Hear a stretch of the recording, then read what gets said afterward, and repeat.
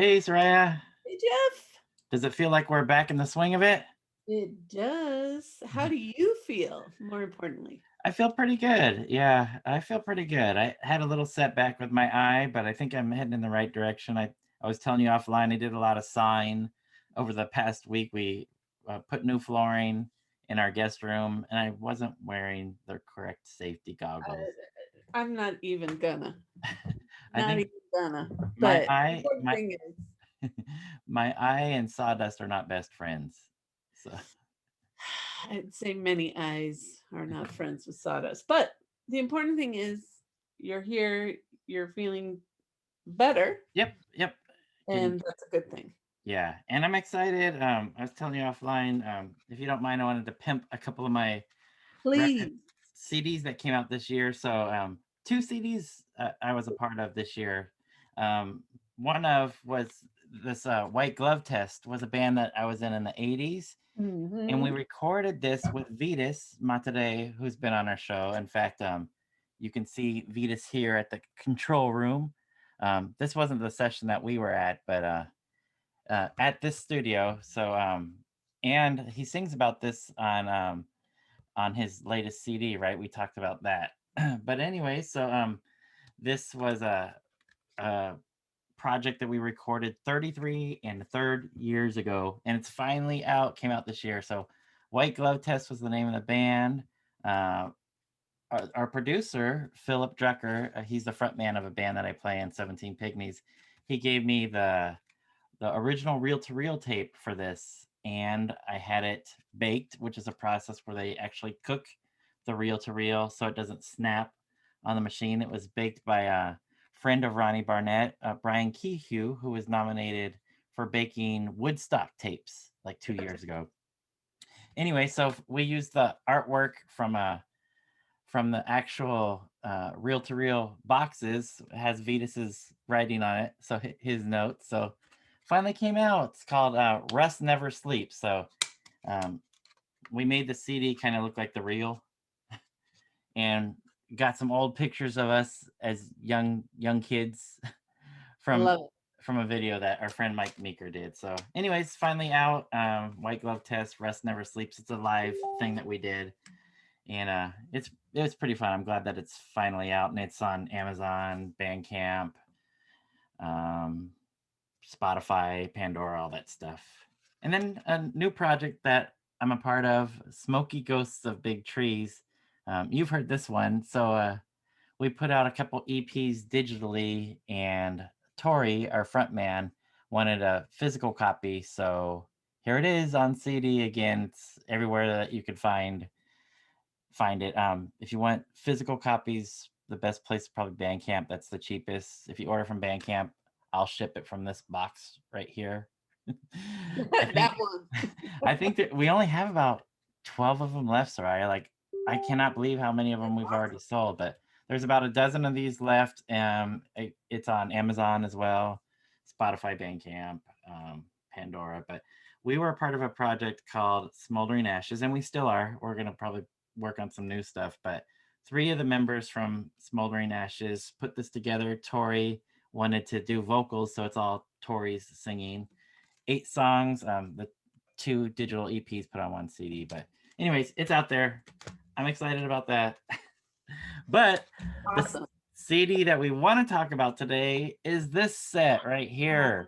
the the always amazing Barbara Manning, and this set, which um, Clive was very very kind to pass on to us, Super Scissors, which is really um, uh, sorry, I'm only thinking in Spanish right now. Forgive me. It brings together three uh, recordings of Barbara Manning. But our guest today, because we want to talk about this box set, is the one and only Pat Thomas. Pat Thomas, Yeah. who we love a lot on this podcast and who's been super generous with his time and knowledge and sharing anecdotes with us. And we can't wait to talk about this with him because we know, I mean, we're fans, but he's an even bigger fan, and Heyday Records put out some of her recordings too. So I can't wait to dig into this with you and with Pat and just get back to the business of recording podcasts. So let's get started.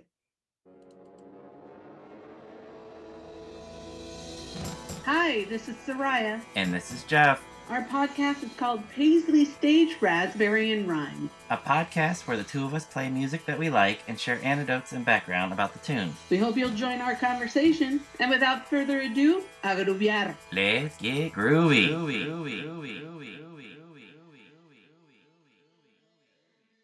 the hell have you guys been? I've been waiting like 10 minutes for you guys. Sorry, technical issues, but we're here. We're here. Hey, Pat, it's so good to see you. Good. I was teasing. I'm 10 minutes late. Hey, Jeff, make sure you're on a gallery view. Okay. Oh, that's weird. It switched off of that. Yeah, it switched it. That's fine. Okay. See, technical issues. But anyways. All right, Jeff. Pat. So here we are, guys. Here we are. Here we are. And for our listeners, I wanted to do a little introduction to let everybody know what we're doing today, because today we're talking to Pat Thomas, who I say is a Renaissance man. I know it's overused, but this guy's an author, a musician, producer, liner notes expert, book.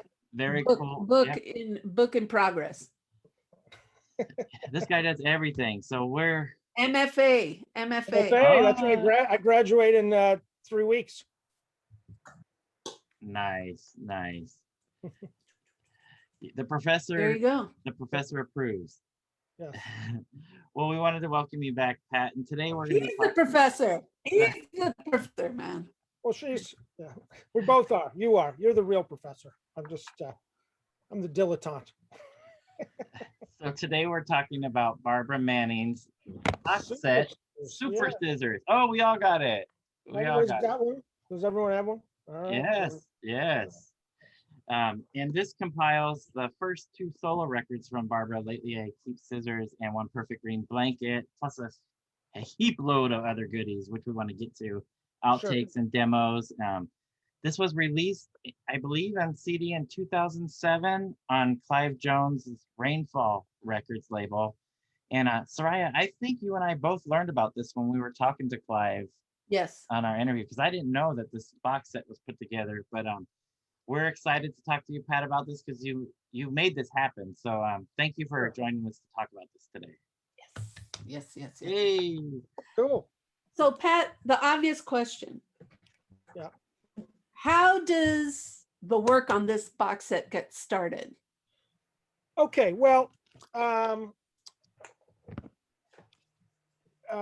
was a fan and friend of True West, and so I had met Russ Tolman a few times, and the summer of '85, True West came through Rochester, New York for the second or third time or something like that. And I met their roadie. It was a guy named Mike Cloward, who turned out to be the drummer of 20th Day. Now, at this point, 20th Day hadn't made a record, or no one had really heard of them. And Russ said, "Oh, meet Mike Cloward. He's in this band called 20th Day, and I produced an album by them that's coming out in a few months through Restless." So when the album came out, I got a copy just because because I knew Russ and I'd met Mike, and I was not prepared for and had no idea. I'd never heard of. Obviously, no one knew who Barbara Manning was, so I was completely blown away, by this album. And Mike wound up sending me a cassette version, which had like one extra track or something, Nice. as well as a live tape. And then I spent the next year living in Denmark, all of 1987, or I'm sorry, all of 1986. I was living in Denmark. Anyway, this was just, I only had a handful of tapes with me. And so over time, I just became more and more obsessed with this album. And then by the time I got back to the United States in January of '87, 20th Day had already broken up. And I moved to San Francisco in October 1987. And like I said, I was so obsessed with this album, especially Barbara's contributions, that I basically just sort of tracked Barbara down. I mean, I'd only been living in San Francisco for about 4 days when I reached out to Barbara, and Barbara was a fan of Absolute Grey. She'd heard the Absolute Grey album. Absolute Grey album, of course, had come out a year or two before their album. I wouldn't say like Absolute Grey was necessarily an influence on 20th Day, but all three members loved Absolute Grey, partially because it wasn't too dissimilar to what they were already doing, right? Yeah.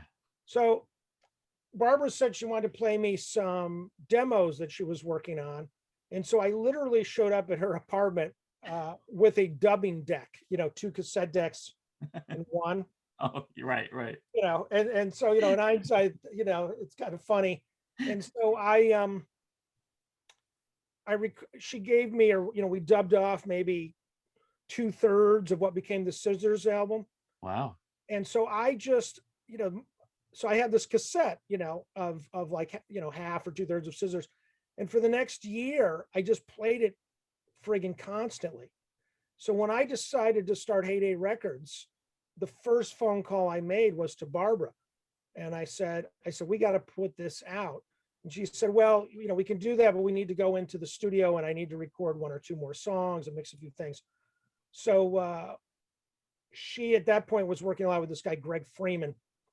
So the 3 of us went into the studio. Again, I didn't have official capacity. I was more just a fanboy and friend. And we recorded, a couple more tunes and mixed a few things or whatever. And so, the first 3 Heyday releases were my own album, Scissors, and the Viva Saturn EP. Yes. And really, really quickly, Barbara's album was the one that got the most attention and the most reviews. And, people like Yellow Tango heard it, and Giant Sand heard it, all these other guys heard it, other musicians. And so she deservedly became very well known very fast. And then about a year or 2 later, we followed it up with the One Perfect Green Blanket EP. And then, it was not surprising at all that she, then got signed by Matador, et cetera, et cetera, et cetera. So meanwhile, I was always friends with Clive Jones, who was just a fan in England. And we used to trade tapes, cassette tapes. So I used to record every one of Barbara's shows. I have a bunch of live recordings. So, over time he became a super fan, and Barbara even went over to England and stayed there and met Clive and did a few little shows with her sister Terry. This is now we're up to about 1990, I think. Okay. So anyway, Clive said, look, I'll put up the money, now we're fast forward up to the 2000s. So I'll put up the money if you want to put together this, this box set. Nice. And so that became what I called Super Scissors. And Nice. so you've got the complete original Lately I Keep Scissors album. You've got the complete original One Perfect Green Blanket EP. And then you've got all this great stuff. Some of these songs she recorded multiple versions of. So like CD3, where it says alternate version, electric version, those were actually done in the studio around the same time she was making Scissors. And then of course you have things that are marked home demos. And, Barbara would record things. I think she had a 4-track, one of those 4-track cassette gizmos, Right. And then there's couple of radio, I guess not as many as I remember, but there's I put live versions on here of I guess mainly of songs that there were no studio versions of. Oh, okay. And I kind of just went for the best stuff. I mean, obviously I could have probably packed all these CDs and made them all like 20 or 25 songs. Yeah. But it's important what I try to do as a producer, and I did the same thing. We talked about this with the 11 CD Steve Wynn box. Right. In that case, frankly, there was no more room. I mean, all those CDs are almost packed to the 80-minute length, but but even if they weren't, I wasn't going to throw a substandard thing on there just to have yet another song, so I try to be a little, have my editing faculties about me when I do this stuff. Nice. Yeah, we definitely want to get into a little bit more about the bonus material, but just as a connection um, with the Decade and Barbara Manning, they co-wrote a song that's on the Decade box set. Steve Wynn and Barbara Manning from the E-Music disc. Right. Well, there's been a mutual admiration society going for a long time. I think Barbara told me that if you were to go to the Chico College radio station and you were to pull out the copy of Days of Wine and Roses, the Dream Cynic album, I think she wrote on the album, this is like 35 years ago, something like, I'm going to marry this guy someday or something to that effect. But, Steve, of course, had heard 28th Day because he was friends with Russ Tolman. But Steve was, pretty jazzed about the Scissors album, Rightly so. Rightly yeah. So they've always been a fan of each other's, et cetera, et cetera. And so when Steve started doing this thing called the E-Music thing, he wanted to collaborate with a different person each month. And so Barbara was a no-brainer for him to reach out to. The other thing they have in common is they both love baseball. Oh, yeah. And at one point it probably would have made sense for Barbara to become part of the baseball. Oh, wow. Wow. I'm not saying it was going to happen, but she would be an obvious contender to be in that band as someone who loves baseball and rock and roll. Wow, that's cool. I don't share their not only do I not share their admiration for baseball, I'm not a fan of team sports in any shape or fashion. Yeah, I'm kind of with you there. Yeah. Hey Pat, the box set comes with this pretty cool booklet. I gotta say, it's got some great pictures in here, and some of the stories that you're telling us right now, like moving to San Francisco. But one of the things that I thought was really interesting in the booklet is where the conversation that you're having with Barbara, and she had a stipulation in order to do this that you would have to record a new song, Never Park, if this was going to come out. And I believe you were in the studio when she was recording that session for this, right? Yeah, I mentioned that briefly a few minutes ago in my introduction. Yeah, when I called her up to say let's put out an album, which became Scissors, she said, "Yeah, you got to let me record another song." The thing I remember on Never Park is, Barbara was really into the Bats and the Verlaines and the Chills and all these New Zealand bands. And I remember her saying, that Never Park had a little bit of that Flying Nun vibe. And of course, we brought in a cello player, a woman named Kim. And if I'm not mistaken, I think the Verlaines had some songs with cello on it. It's been a while, but I think Never Park was a little bit of a musical tribute to her love of the New Zealand stuff. If I'm not, my memory is usually pretty good. So. Nice, very nice. Yeah. All right, so Pat, we understand the CD was remastered from reel to reel masters, and we read some of your thoughts about the source material. Yeah. Can you give us or give our listeners a little more insight into using those masters for Super Scissors? Like, was this an easy process, hard process? And what was the condition of these reel to reels by the time this starts taking? The reel to reels were in good shape. I sometimes you have to do, not to get too nerdy, sometimes you have to bake reel to reels, literally, because almost it's like the music is, the music that's on a reel to reel is there with glue, right? Because the way they make a tape is you've got the tape, and then you put like a glue on it, and then you put these very tiny magnetic particles on the tape. There's millions of them, right? And it's those magnetic particles that hold the music. So what happens over time, some reel to reels, when that glue, if you will, starts to decay. So if you bake a tape, you've got about a week to, play it again, digitally transfer. My memory is we didn't have to bake the tapes. And then, it says original. There was also, no surprise, some cassette masters. But I also remember in the liner notes that at the last minute, I think another reel-to-reel tape popped up. Um, you know, so I think there was a bunch of stuff that I would have used cassette masters of, but then all of a sudden I had this, reel-to-reel master reel. So I'd say 90% of this thing is from, a reel-to-reel tape.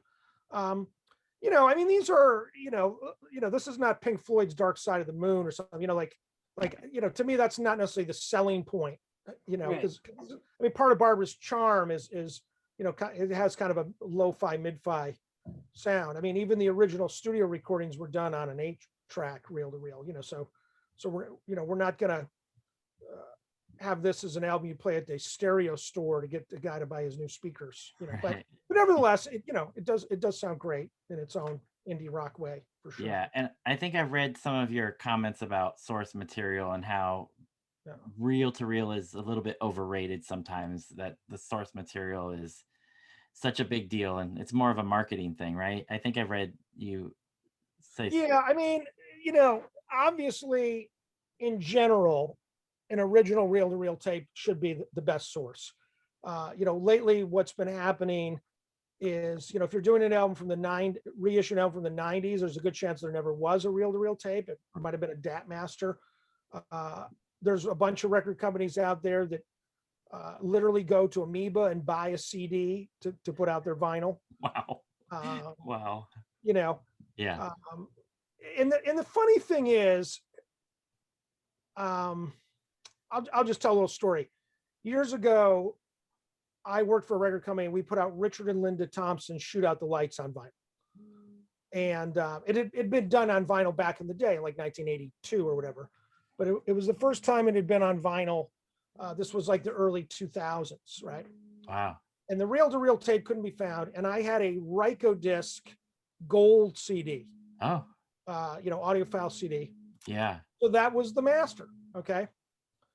And something about that CD and the way it was mastered, the vinyl had this amazing sort of 3D sound, it just sounded great, right?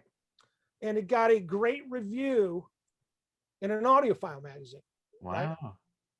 Now, that particular gentleman claimed on Facebook about a year ago that he could absolutely positively tell when something was mastered from a CD. And I said, well, dude, I said, I'm here to tell you that you can't, because I saw you praise something 15 years ago that was mastered from a CD, right?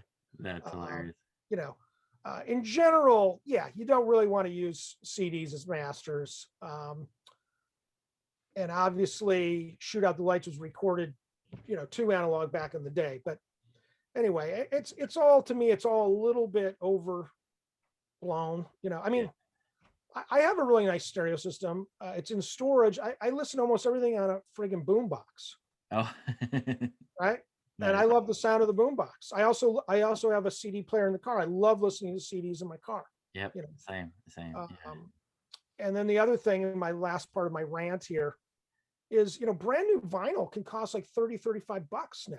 Yeah. Which, one, is wickedly expensive, and two, sometimes you buy it and it's crackly, right? Or maybe it just doesn't sound that friggin' good to begin with. I just I don't know. Yeah. I'm with you. I appreciate that rant. Yeah. But pulling you back into Super Scissors, Right. we know, going back to Steve Wynn's Decade box set, which you also curated, we know that you guys hold yourself up in a hotel room and you went through all of these hundreds and hundreds of songs. So how did you come up with putting all these bonus tracks together? Was there a lot to choose from for Super Scissors? Well, I had, the thing is because of my friendship with Barbara and because I was such a Barbara fanboy, I had most of this stuff already and I'd spent a lot of time with it. You know what I mean? So, so it wasn't like it was all sprung on me over one weekend. This was stuff I'd been listening to for years, most of it. But nevertheless, I spent, I spent a few weeks going through it, and Barbara pretty much just let me do my thing, kind of in the way that Steve Wynn does as well. So in fact, my memory is I think Barbara heard it when I handed it to her. You know, you know, and I think she was flattered that, you know, that we did it. And she also particularly liked that I'd gotten some quotes from some of her heroes. I think Robert Scott of the Bats is in there. Nice. Yes. Byron Coley, you know, journalist from Forced Exposure, you know, so I, you know, again, you know, kind of, I don't think I told her in advance. I wanted her to, you know, to kind of be surprised, you know, by some of the quotes and things that are in there, you know. I'm a fan of surprises. I'm always a fan of a surprise. So this was really nice to see. Yeah. You know, Barbara, for me, and I know some of your listeners will chuckle like he's smoking crack. I mean, Barbara for me is right in there with some of my favorite artists, Neil Young, Sandy Denny, Nick Drake. And part of the problem with the media is that it's assumed if you're not on a major label that you're somehow less than or less important than, you know. Like, for example, NPR a few years ago did 100 best female artists, right? And, you know, great list, you know, everything from Nina Simone to Joni Mitchell, whatever. But it was completely devoid of any female artists that had always just been on indie labels. And then they said, well, maybe eventually we'll do that list, right? Why can't it just be one fucking list? True, right? You know, yeah. I lived in Germany for a few years and have traveled around a lot in Europe. You know, when a German magazine or an Italian magazine does a list like that, you'd be pleasantly surprised of the mix. I mean, sure, it's generally going to be major label artists because that's who everyone's heard of, right? But over there, you could see, let's say, Ricky Lee Jones, Warner Brothers recording artist, and Barbara Manning, you know, heyday Matador artists on the same freaking list. So we've ghettoized the American media, in my opinion, over the last 30, 40 years, has ghettoized these indie musicians, you know, like the Rolling Stone record guide, of which there's been many volumes, although I don't think there's been one in years. But, you know, when that came out, I knew it wasn't going to be packed with indie artists, right? But it didn't even have, from memory, like the bigger names of the era, like Husker Du, the Minutemen, Dream Syndicate, you know. It only had REM because they've been bounced up to a major label, you know. Right. So yeah, so I will gladly talk to Barbara Manning in the same breath as Neil Young or Nick Drake, because she's simply fucking there. She just is. You know? Yeah. 100%. Yeah, we agree with that. Yeah. Speaking of talking to Barbara Manning, and surprises, yes.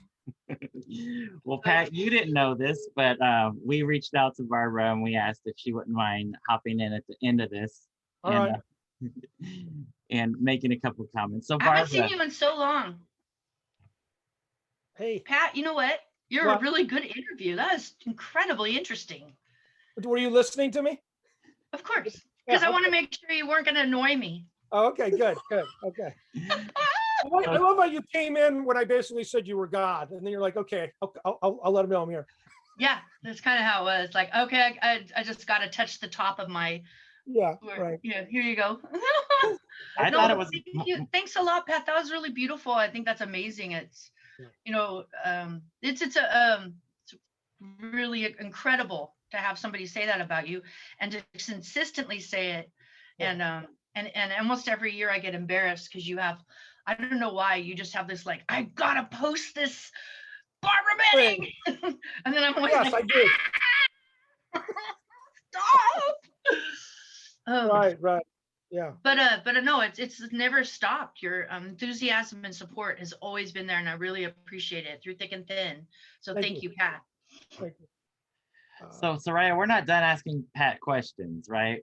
No, I still have one more. Okay. Only one more. I'm gonna grab something while you're talking. Okay. So he leaves for the last question. Well, Barbara, it's not the last, but I definitely have one more. Okay. I wanted to ask. All right. And I wanted to ask about how all the photos that came together in the booklet, because that's one of the things that's really impressive is there's a lot of photos that I can't find in other places. They're here. Right. So what was that process like? Were those shared from Barbara or from other fans, or things that you had? It was things that I had because, you know, pre-digital, the only way to have a photo was to have a photo. Right. Nobody had a hard drive. So every time Barbara got photographed, especially during the years that her and I were kind of working together with Heyday, I made sure that I got a copy. But Barbara did, like, for example, the one you just flashed, which is her and Greg in the studio, that would have come from Barbara herself. I wouldn't have had that. Okay. I forgot that was in there. That's cool. Yeah, there's some great pictures in it. But yeah, I have Yes. oh yeah, oh my God, that's Chris von Snyder, and I forgot he was in there. I haven't looked at this box in a long time. This is kind of fun.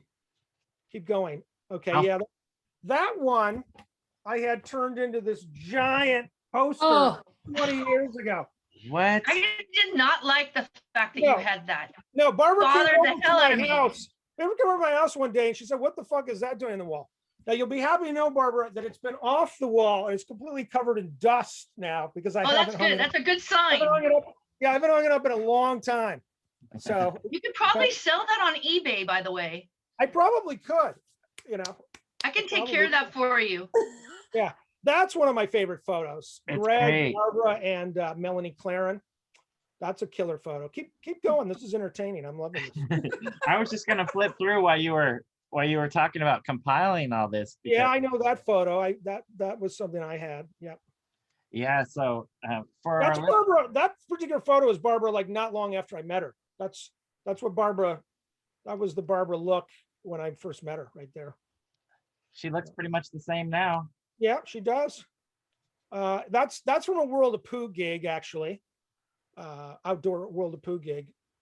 Yep. And we should mention that Barbara's been in all kinds of other projects, SFCOs.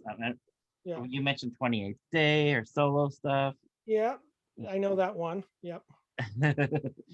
Barbara, I you're know I'm love- surprised I would even let a photographer get that close. I know. I I like actually have a funny. Oh, I like love this. that one. That's from Barbara's own collection too, I think. That's a great one. Oh, that old K. Barbara, you got to be loving this. Like, Um, it's maybe hard not. to explain. The picture part is a little embarrassing. I think part of, I mean, I'm getting so old and slow and clunky, and I feel like the old Barbara Manning is like a different beast. And I mean, I do definitely feel detached almost from the person you're talking about. You know what I'm saying? As opposed to it being me myself. It's just, it's like I want to talk about that though in a real positive sense. Barbara, for years, and I mean this with love, her live shows were a little bit of a roller coaster ride, right? Because she'd be fidgeting with the tuning or whatever, right? In the last 10 years, Barbara gets on stage and she's like just fucking on, right? because of the snark, I all of a sudden had a tuner. Yeah, right, exactly. So really, I mean, Barbara on a if we want to just go on a professional level, whatever the fuck that means, her live shows are like killer. They've always been killer, but they were always, like I said, this kind of train wrecky thing, but not anymore. Jesus Christ, they're fucking like. I don't play anymore. That's why.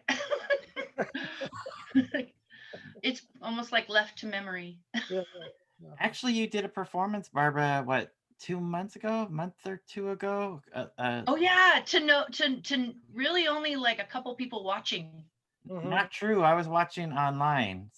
But you couldn't really hear it. I went back to try to see what it was like, and I realized, oh my, that was pretty rough.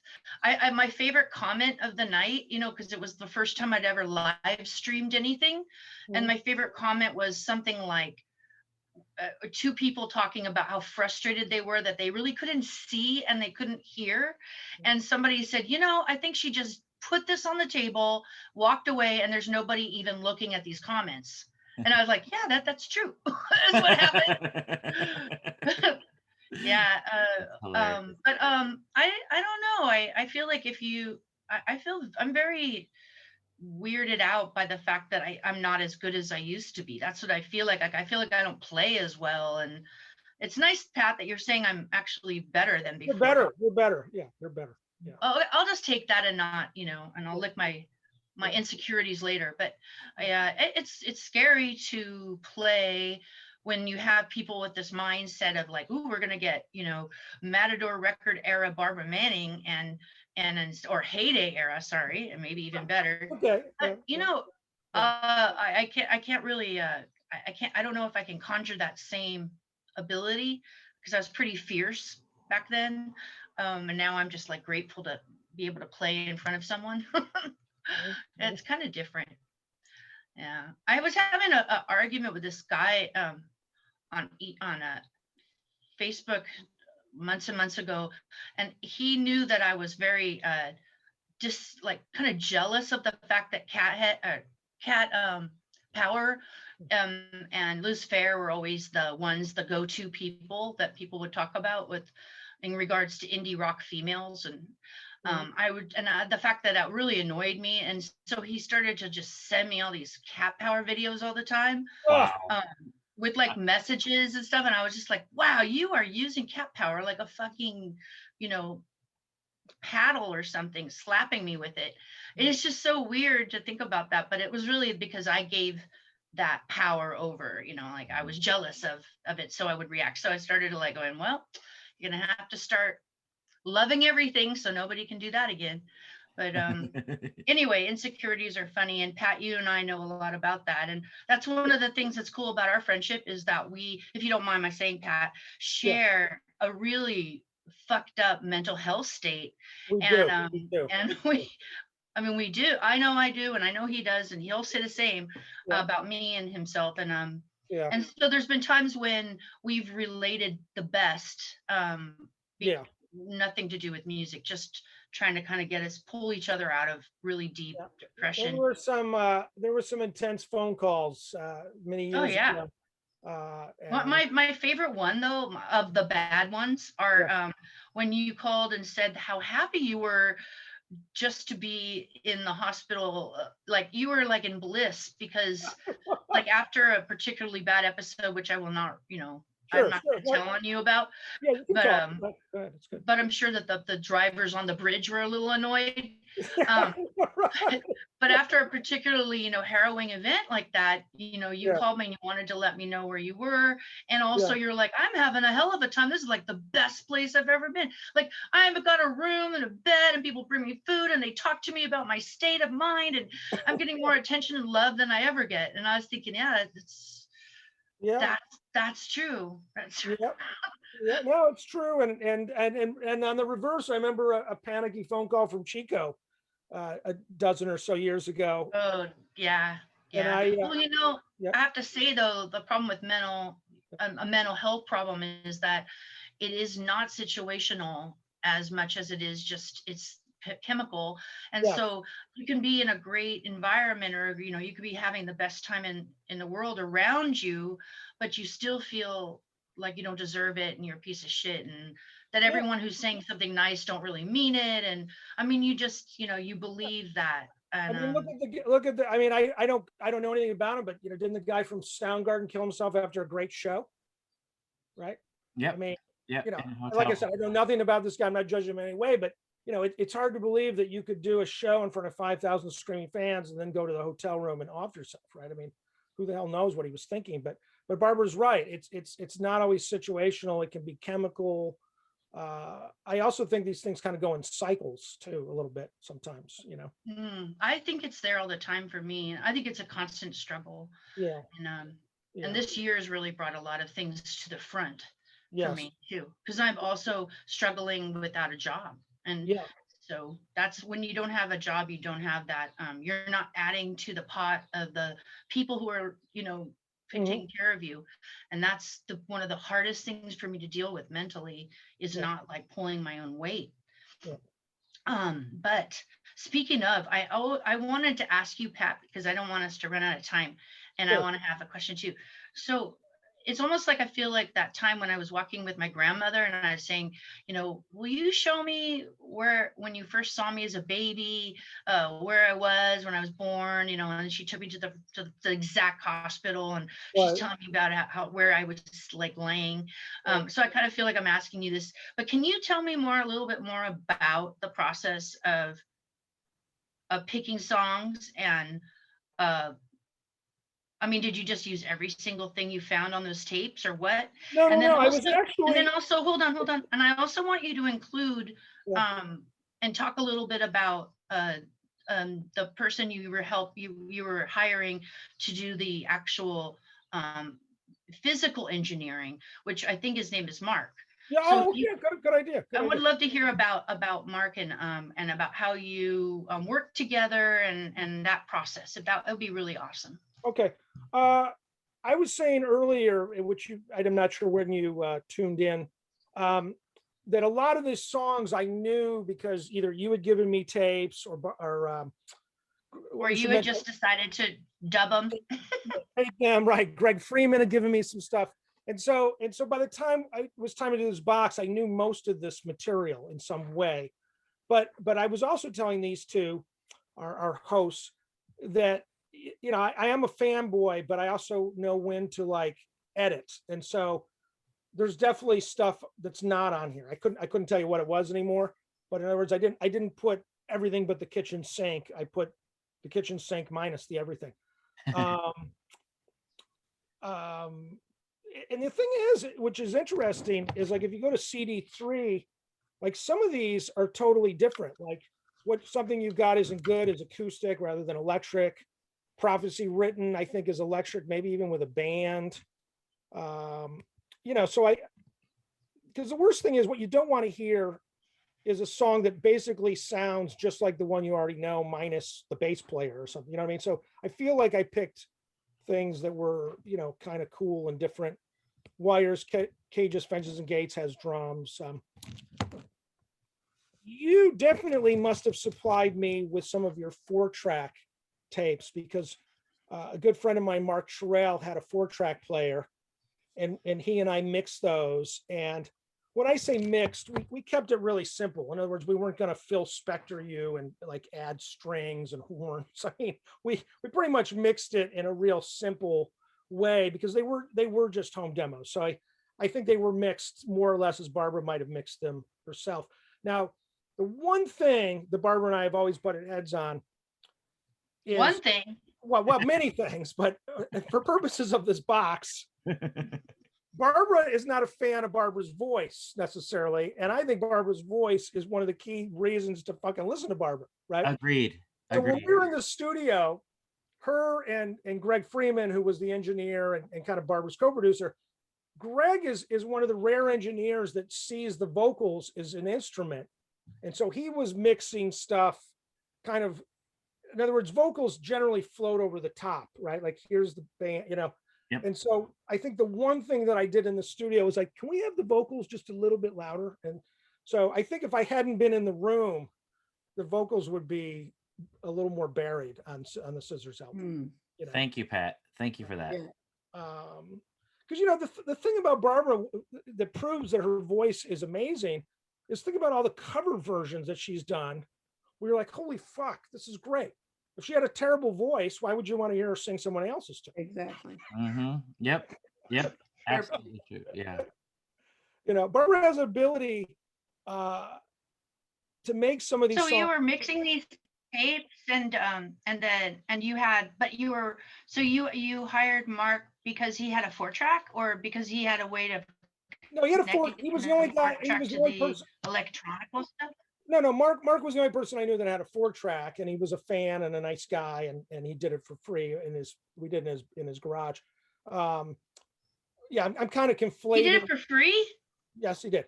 So I'm kind of conflating, you know, the Greg Freeman sessions, what I call the real sessions, with the demo sessions. But I was just saying that like. I would think that that's where the real work of the box set is, because you know, sure, you can remix the 2 albums, but you're not going to make huge changes or decisions about that, but all Right. that, you know, what I call basically my crap. Oops, I Yeah. almost spilt something.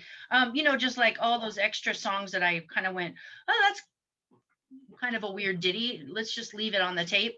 That finally, you know, that came out. Right. That was the stuff that I was like, oh, what's it gonna sound like, and what it is it. I mean, is it gonna ruin my reputation because it's all not that great, or you know, something like that. And I that's why I'm really the most curious about. I guess it's the third. I'm not sure Third which disc. one it is. The third Yeah. disc or whatever. That's the one that I find the reason to buy the box set is because that's the stuff that doesn't exist anywhere else, and Right. should it exist even? You know, big Yeah. question. Yeah. But anyway, so I had only I just over the last 6 months or so become friends with Mark Terrell on Facebook, and Yeah. so I wanted to know what that process was like, Right. and because that's the most interesting part of the box set to me. That's why I was hoping you would Oh, maybe talk about that more. But I suppose just, you know, yeah. Well, one thing I just realized that these home demos were recorded here is it's hard to see it, you guys, but that's the home they were done in. That's 560 Lion Street, which when I met Barbara, that's where she was living. This house was like the size of Texas. And I think she had the complete second and third floors. yeah. With, Well, not me, but me and 7 other people. yeah, Terry, her sister was there. A couple other people we might not want to mention anymore. Gina Arnold was Gina there. Arnold, yes, rock critic Gina Arnold. And anyway, that was just a really, really amazing house. And now I don't think it's not on here because there would be no reason for it to be on here. But one thing that's in Barbara's archives that I got to hear, one time Gigi Allen stayed at Barbara's house or What? stopped by. Okay. And Wow. so she said, I have this demo with Gigi Allen. And I thought it was going to be like, right? It was this beautiful acoustic Too song. scary. Yeah. It was this beautiful acoustic song. It's her and Gigi Allen. It's cool. I mean, I haven't listened to it in a long time. I have it somewhere, but yeah, there were all kinds of little surprises in those tapes. I feel like there's also on here a X-Tol song. Did that make it on here? Yeah, Cheap Holiday song. X-Tol were this really cool band from San Francisco that had Jay Neo and our good friend Mick Freeman. He's the one who wrote the song. Yeah, and so there's For Pity's Sake is that Sneaky Feelings, right? Yep. Okay. When I heard that, I first heard it from Barbara. I mean, I actually thought it was a Barbara song for like 2 years before I realized that she had heard it from them. And although she used to hate me for saying this, you know, there's a real folky element to Barbara's. It's in her DNA, even if she used to want to punch me in the face for saying it. But you can hear it on the fact that she blends Scissors with I've Been Working on the Railroad, right? Which is an old traditional song. And even the fact that she recorded This Train with 28th Day, which is a Pete Seeger song. So, you know. I can tell that you're getting your master's degree. Congratulations, Pat, because you're kind of using evidence with your reasoning. And I really like how you're wrapping it up kind of like in a kind of conclusionary way. Right. Thank you. You're very professorial. I'll start calling you the professor now. Well, thank you. So yeah, there's, I mean, Barbara is sort of the missing link between sort of indie rock and folk music, you know. Well said. Yeah. I'm sure there's a lot of people that can fall into that niche. Yeah. Right. So really, basically, I was just curious, like, you know, the mixing part. Yeah. Like, well, I guess if you have a 4-track, there's not that many things to mix. There wasn't. It was real simple. So yeah. But you know, you'd want to get it all processed and, you know, into the you know, away from the cassettes into something more substantial, like a reel-to-reel tape or something. And that's why I was just curious, like how much of that, like when you're doing your compiling of a artist, Mhm. you're very much like the person that hovers on top, right? And then there's Right. like other people are kind of doing the nuts and bolts part, and then you kind of cruise in and decide if it sounds right or not. Yeah, yeah. Well, I was talking about I did this 11 CD Steve Wynn box. Yeah, Uh, I know. I was listening. I know it's amazing. And yeah, then and honestly, that you don't want to pack the CD too much, and then you right. just want tasty bits. You want to have. And then something I learned from Russ Tolman Yeah, is that you want people to want more, so you have like these very special placements of things on a record.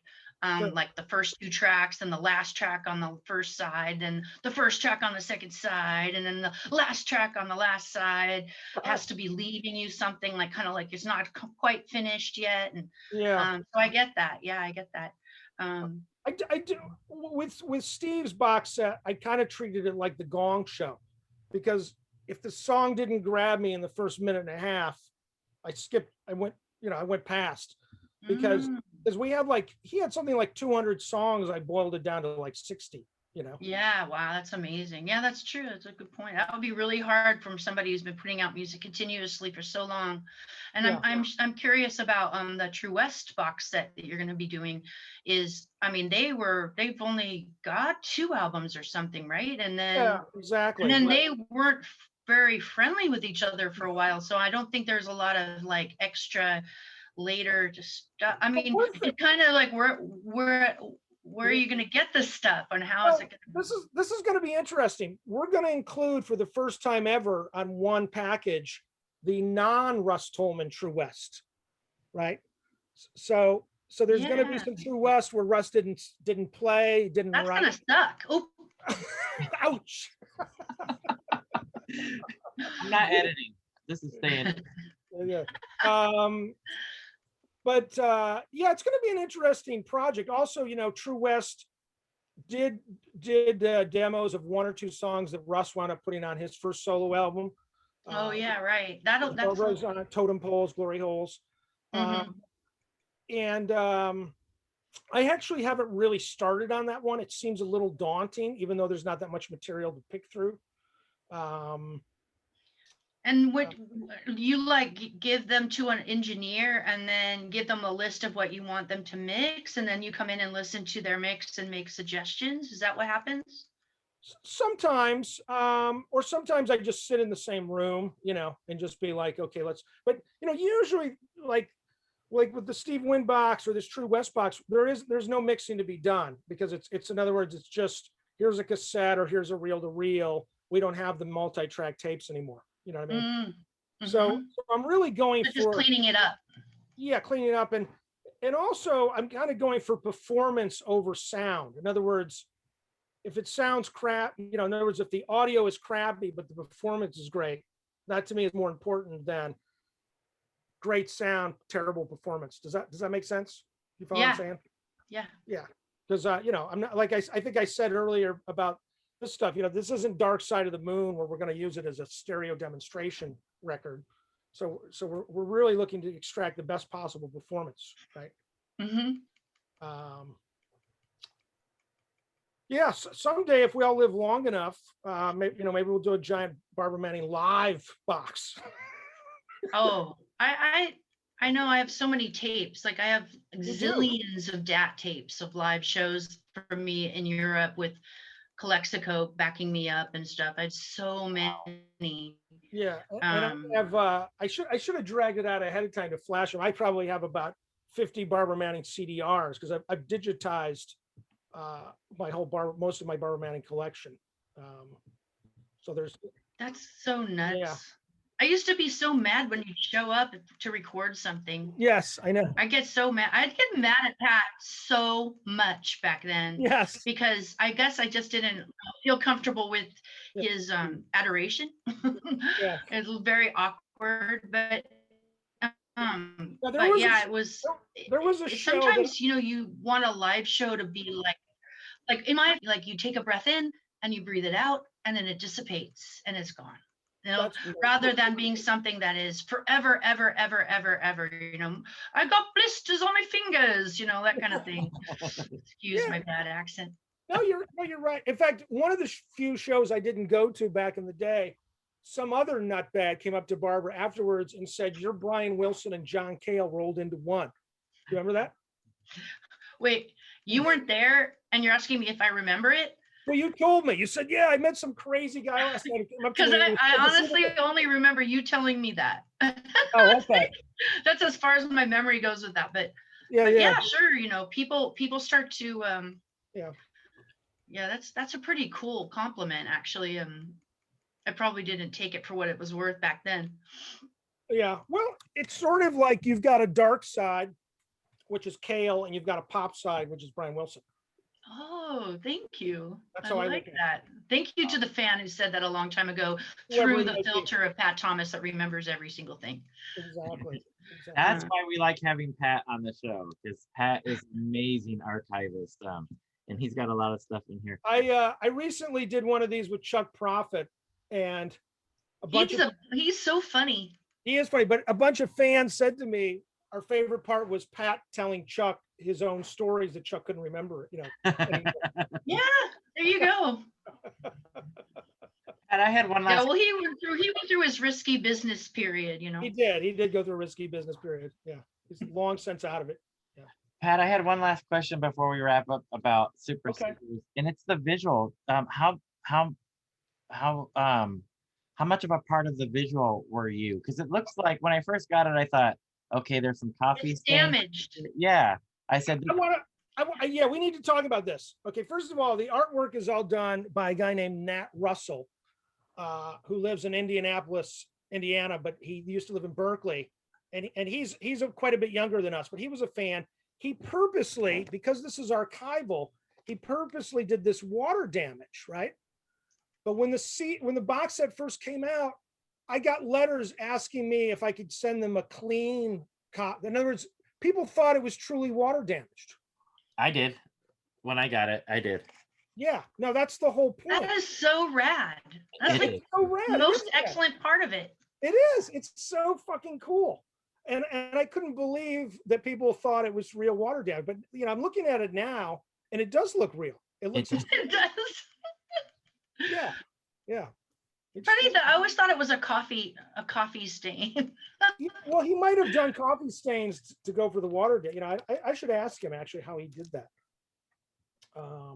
It's funny how we've all seen tape reels with water damage. Yes. In order to be able to recognize right away what that is. Yeah, that's right. That's exactly right. Yeah. All right. Before we let you guys go, Pat, you're the Barbara Manning expert. And you probably know everything about Barbara, but if you were on our side and you were going to ask Barbara a question, do you have one question relating to this or Barbara's musical career that you can ask her?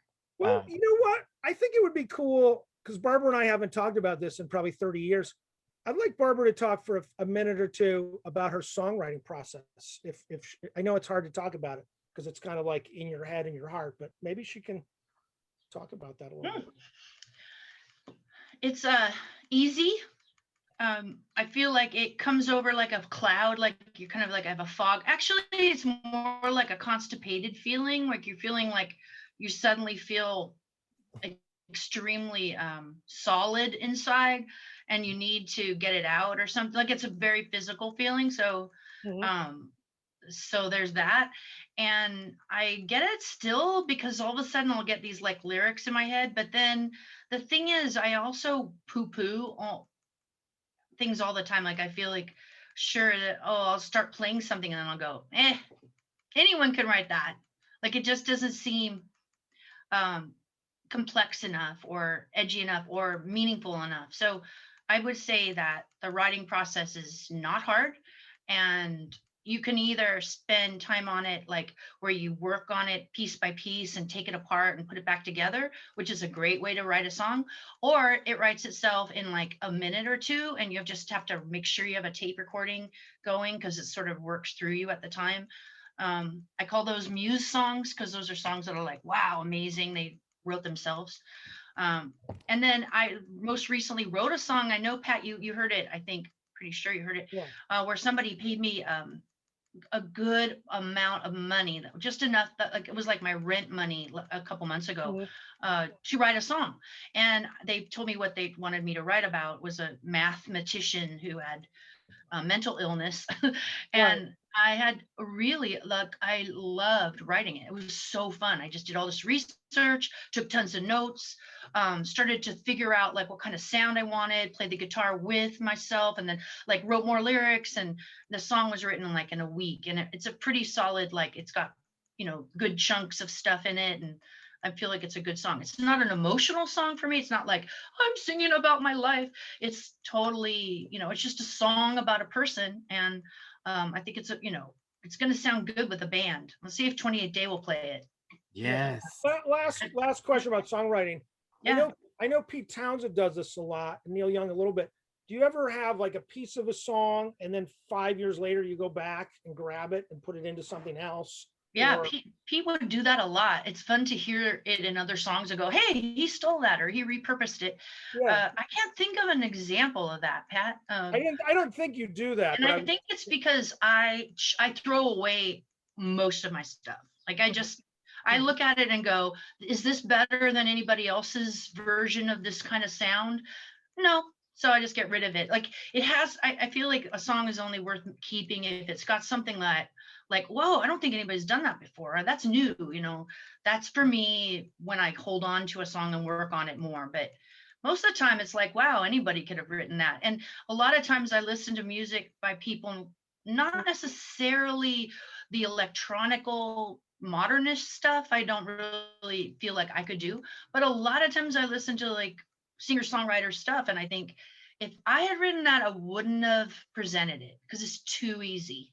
Mhm. So in a way that kind of discourages me from doing more music because I feel like, like so much of it's already done. Like give me something else, you know, or just give me something raw and I'll go back to the 70s and jump around. Well, you know, the one thing you don't do, because you don't tend to repeat yourself musically, which I love, you know. Are you sure? Well, I have sort of that Barbara Manning sound. let me just, yeah, you do, but let me just say that, and I'm not going to mention any names, but some of our peers will send me a collection of their songs. Go, Pat, go through these for me, and I'll write back and say, well, you already wrote and recorded the song 4 times, you know. And, Ouch. you know, and I'm not trying to be a dick with that, but I'm just saying that some songwriters sort of have this template and they keep sort of redoing it. But you know, your stuff has a sure, it's samey in the sense that it's definitely Barbara Manning, but you know, Marky Smith is a completely different song from Scissors. Let's say, you know, there's nothing similar about them whatsoever. I think it's partially because Pat, you continue to be my best fan. Thank you very much. yes. Can you believe that Jeff was in a classroom and my dad was the teacher? I love that. He was. Yeah, isn't that great? Mr. Manning. It's so weird. Mr. Manning. It's so Civics. weird. Yeah, I'm so glad that there's that connection because I have so much confusion in regards to my relationship with my dad. Yeah. So it's really nice to have that really clear, like, you know, Yeah. I like that. And he was always very well. When the record came out, he was very proud the way that he talked about you. And Wow. yeah, I didn't know what was going Which on. record though? The 28 Do you Day, remember which? probably 28 Day. 28 Day record. Yeah. Yeah, Oh, because really? because we Huh. were talking about it. We thought it senior high school boys. We thought it had to do with a woman's cycle. So we're like, oh, 28 days. Kind of did. Yeah. I think it did. Oh. So Barbara, but Pat's not one for long podcasts, and we tend to ramble on. But we wanted our last question to be from you. Did you have any last questions for Pat? You've already asked a couple of really good questions especially about the process. But Well, sure. Let's ask this one. It's kind of obvious. Pat Thomas. When are you going to put out a Pat Thomas box set? Well, I am just two things. I'm going to put out a new old Pat. I'm going to do a Pat Thomas album of stuff that's already been recorded that only came out in Germany. I'm also doing this thing. You might have heard, Chris Kagevis turned 60 recently. yes. And so I was asked to record a Chris Kagevis song along with a lot of his other friends. And that was the first time I'd been that I've sang anything in like 20 years. So Mm. I've decided with a buddy, I'm going to record like a dozen cover songs by my friends. Oh, one of mine. Right. And I'm going to put that out on Bandcamp, Yes. Awesome. So I'm going through friends' songs. And if you've heard the Kagavas song, I sort of deconstructed it. I didn't want to spend more than an hour recording it, right? So I want all of these songs to be really kind of rough. Visceral. Visceral, yes, exactly. So yeah, when Barbara first met me, I fancied myself as some kind of singer-songwriter, of which I was kind of neither. But I did play a little guitar, and I did record a bunch of songs, and You play drums. play drums. Yeah, that's really my best instrument, for sure. So, All well, right. folks, I think we should wrap this up. We've been talking for 70 minutes. Yes. Thank But you. Barbara both was so a much. wonderful surprise. I kind of liked the fact she was lingering in the shadows while I pontificated. Yeah, Barbara and I, it was a last minute thing. So we Yeah. had no intention of bringing Barbara on, but Barbara, thank you so much for being real sneaky. No with problem. us. We really appreciate it. And for our listeners who don't have it yet, it might be tricky to find, but go out and look for this box set. Soraya Okay, and I are both big fans. So Pat, thank you for making this happen. Barbara, Thank you. appreciate the songs. Thank Let me know when you're posting. Yeah. Yeah, I'll be reposting this one for sure. Cool. I bet. All right. Bye-bye. Thank you both. See ya. All right. Both. Yeah. Thank you all. Thank Bye-bye. you. Bye-bye. Thank- Cheers. Bye. Bye-bye. Well, Soraya, we pulled off our little sneakiness and we snuck Barbara on. I kind of dropped a couple hints along the way.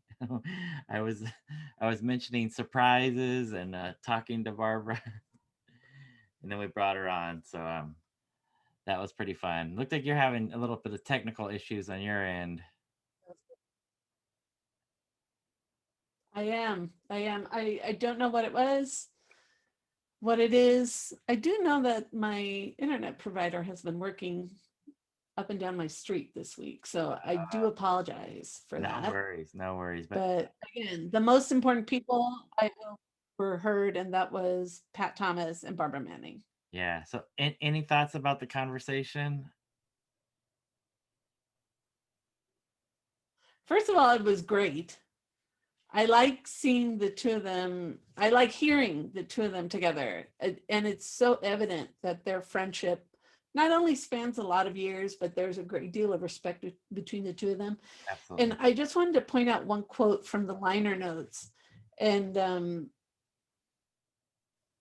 I think to me, it's interesting how you listen to Barbara talk about kind of her process and what she feels comfortable with as an artist. And then here comes Pat Thomas saying, she said, I wasn't comfortable with adoration, but Pat makes very good points that his voice, Barbara's in, and she has to be a part of the conversation about important women in music, in the last, the top women of rock or whatever. But I love this was a quote that killed me in the liner notes. And he says, quote, "By the time of One Perfect Green Blanket, I was being told to keep away from the studio and keep my mouth shut, although I was still allowed to hear demos as they were happening." Wow. And so to me, it's interesting because as someone, Pat, who's a musician, a producer, an archivist, a compiler, you name it. But for an artist to say, hey, you know what? Yeah, I'll record this album for your record label, but you got to stay away from my studio and shut up about it. No. And that it didn't deteriorate the friendship, but I think it strengthened it across a number of ways. And you hear that in this box set, Pat said a lot of these things either I had or had access to, and that I felt were important to be released. And especially on that third one that has a lot of alternate versions and home demos. Very good box. Takes their vision of who Barbara Manning is as an artist. And the fact that, Clive told us, I'll sell it to you, but, I got no more to give. Yeah. I think that speaks for itself that, this is such a valuable collection that people are not willing to part with what they have in order to share it.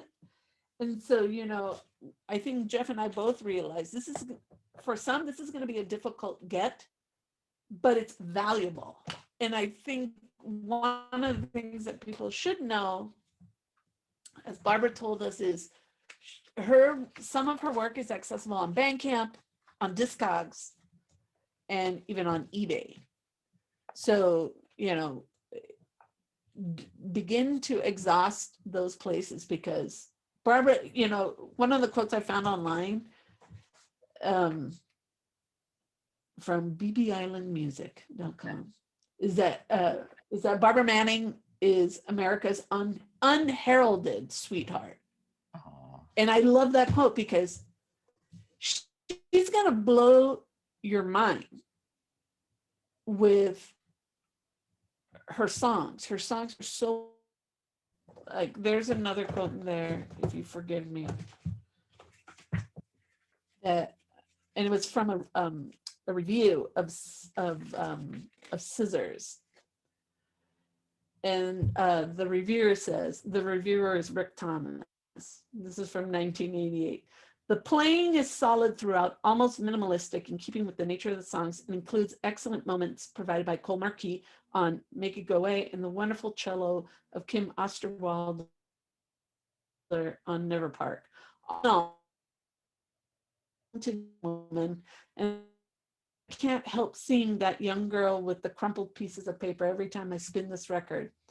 It only adds to my own satisfaction that she finally is where she wants to be. And in the end, we've both benefited somehow.